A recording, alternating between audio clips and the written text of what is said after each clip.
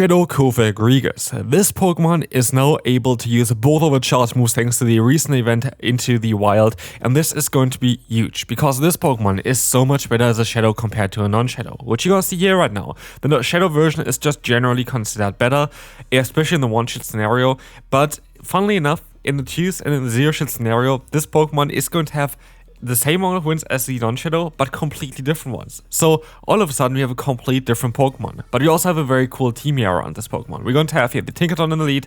We're going to have the Say-Stop of a Runerigus to have kind of the brother there as well. And we have of course the Cofagrigus as our sweeper.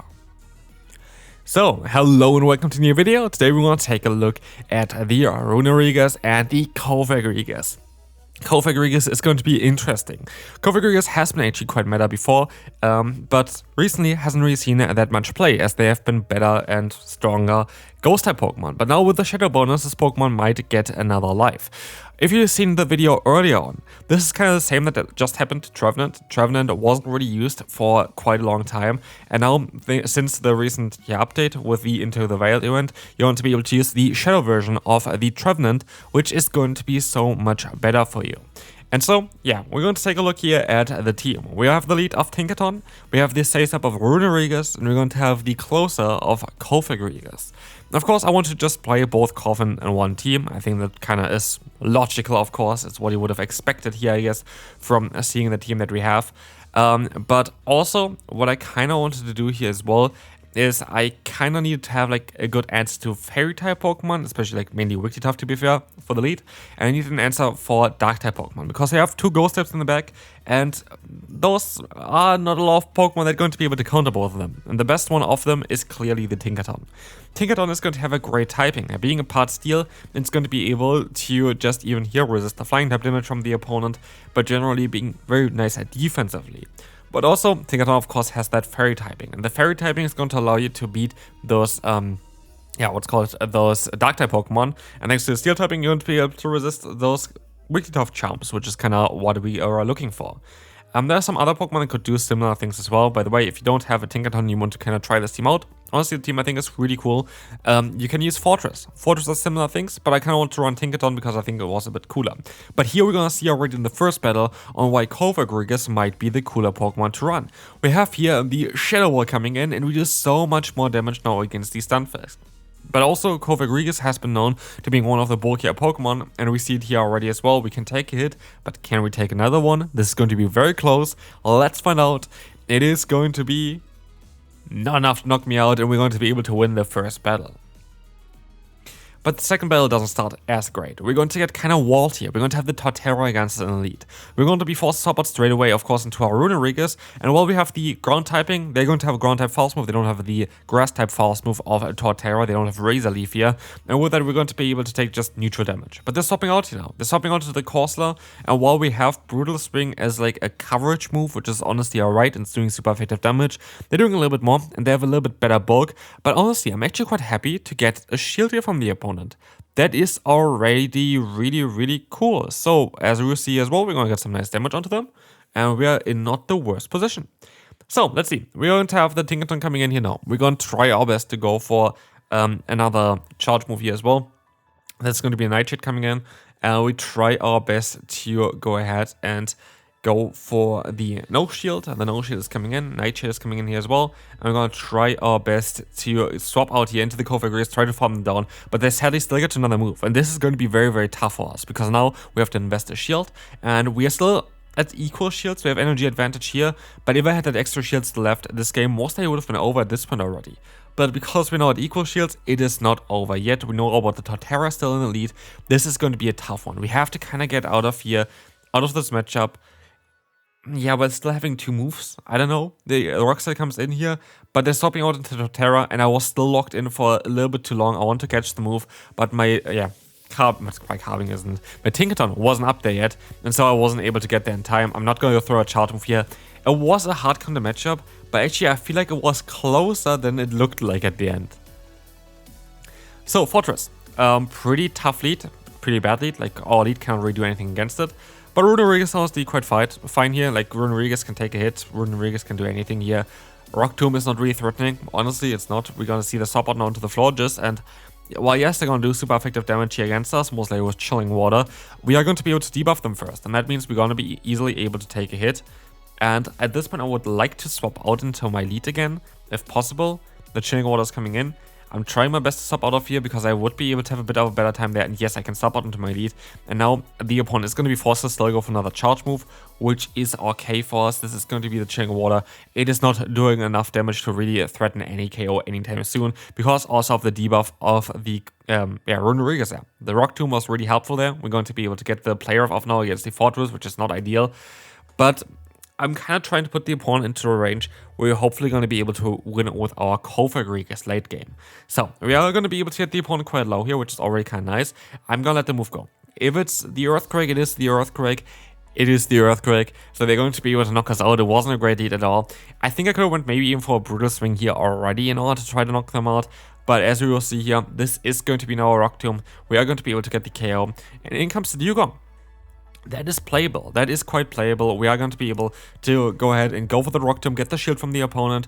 We have the Cofagrigus now against them, and we have a shield advantage, but we also still have the Runerigus, which is super helpful for us. Why is it helpful for us? Because we still need to have something in the back that can clear the debuff on our Pokemon. This is the thing as well, which is always kind of important. If you have like two Pokemon here, actually in this case, that can debuff you, you kind of need a Pokemon in the back that can still clear the debuff for you. What I mean is, if you swap out of your Pokemon, your debuffs are gonna be gone. It's the only way of getting rid of debuffs in Pokemon Go directly, to clear them. And the main series games, there are other moves, but here there's just this move, and luckily we're actually able to catch a move here from the opponent, which I didn't expect. The opponent goes for the Ice Wind with a Dugong, and now I have to bait. I have to bait because I still have to get to a Shadow Ball. If I don't go for a Shadow Ball, I'm not gonna be able to win the battle, and the opponent's gonna fall for the bait. They're gonna shield this move up, and I can't reach that Shadow Ball in time. But is it going to be enough damage? This is going to be quite close here. This is going to be enough to get them into farm range, and we win it with 1 HP here. What a battle this was. We're going to move on here now to the next opponent, where we're going to have the Primeape against us in the lead. While you think that might be a very solid lead for us, it's not that great, shockingly, because they have close combat and they're going to get there faster than we can get to any of our moves, and they're swapping out now into the Scissor, and I don't have a great answer for the Scissor, and so it's going to be a bit of a tough one here. Let's see. The Boulder's coming through. This is going to be now the Cofagrigus. I am going to be able to now go ahead and go for the shield. This is fine. Let's see what's coming in next. It's going to be the Night Sash, and we can try our best to reach our next charge move. We should be able to at least force a shield here from the opponent, but we don't really have the greatest answer against Scissor with this team. I'm honest there, like this team is going to be a bit tough for the Scissor. I guess maybe Fortress would be a bit better in the lead. Not too sure. Yeah, it would be a little bit better, I think. Anyway, we're going to see here, again, the Primeape, and it's going to be able to go for the Rage Fist, and this is going to be a bit of a problem. I'm going to try my best to catch the move here, but they swap out here actually themselves into the Clodsire, and with that, I'm not going to have really a good chance here of winning, but you never know. Maybe I'm going to be able to catch a move, maybe I get some debuffs with the Boulders, and I think this is like now the third or fourth Boulders, and I think that none of them ever got a debuff, and this is not going to be one either. And that's going to change the battle a little bit, definitely, because like if I got a debuff early on here, which is like it's a 50-50 chance I think to get a debuff with Boulders, like you would be able to do more damage with your fast moves, with your charge move there, with the other Boulders, for example, and Tinkaton with this Brutal Swing now. And because I wasn't able to do that, now I am not going to be in a position where I have any chance of winning. I can still go for another charge move here. I do think that this battle could have been quite a bit different if the opponent would have got one debuff from the moves there. Honestly, I do think it would have been a different game now. But as what is, they didn't, and with that, I am going to lose this battle, and that's fine. Close combat is going to be easily enough to knock us out. And by the way, where I was thinking that I would be most likely able to win, as long as I have two Pokemon, I would be able to knock them out with the fast moves before they would get to two like charge moves, like two close combats or whatever. Anyway, we're going to see Florges against us. That is going to be quite an alright lead. That's going to be a lead that is totally fine for us, and that is going to be a lead that is going to, yeah, be fine for our I always want to say Florges to this one. It's Tinkaton. For a Tinkaton to deal with, I think that Tinkaton is going to be able to win this battle here. But let's see how this is going to go. We're going to try our best. We are going to be able to go for the no shield here again. Shielding order is still not going to be enough. And the issue here is that the opponent is going to be outspeeding us all the time. They're going to be able to outspeed us. and that's of course a bit tough. In comes here the Corviknight. Corviknight is going to be a bit of a tougher matchup for us now as well, as we're going to be forced to use a shield. The payback is coming in, and we are going to be able to go for yet another Rock Tomb. Rock Tomb is going to allow us to get some nice damage onto them, and even getting the debuff onto them, which is quite nice. Let's see here, we're going to have another Rock Tomb coming in. Do we get the first shield from the opponent? They still have 2 shields left. This is going to be nice though, because we're going to get yet another drop onto them, and with this, the payback is barely going to do anything. That's at least what you thought, but actually still payback does quite a bit of damage here, because it is still a super effective hit. They go into the Florges and they're going to outspeed me. And I was fine with that, because I'm thinking that we should be able to go for the full farm on here with our Cofagrigus. And we can. And now we're in a position where we have Cofagrigus with the equal shields to the opponent, but we have a ton of energy lead. And in comes the Charger Bug. Charger Bug is going to have access to the move Crunch if they're running it. It's a 50-50 chance. A lot of people are running the other moveset here, basically of Discharge and the... I forgot the other name. Exit, I think. Yeah, Exit has. So here in this case, I decided to use a shield. If they still have a Crunch, it's going to be a close battle. Here, I can still at least reach a play rough against the opponent's Corviknight, kind of knocking it down. It's kind of funny because, like, in theory, Tinkaton is supposed to beat Corviknight based on main series law. If you know what I mean, you know what I mean. But in Pokemon Go so far, it hasn't been really working out too much for them. But yeah, here we are going to see that Discharge is coming through. And that means no matter what is going to happen next, I am going to be able to win this battle. If they have Discharge, they're not going to run Crunch. And so yeah, we are going to be able to win this one, or we can move on to the next opponent. Final battle for today. So let's take a look a bit more at what has happened so far. So far we're winning 3-2. So depending on this game here, it depends on kind of on what's happening. By the way, I had some questions down below in the last episode about how I do the battles. Those are friendly battles against players from Twitter and on YouTube. Like I usually look on both websites for battles. And I didn't have enough time to do more battles. That's why it's a little bit cut shorter than usual. So sorry about that. I just didn't have enough time in the day. Busy.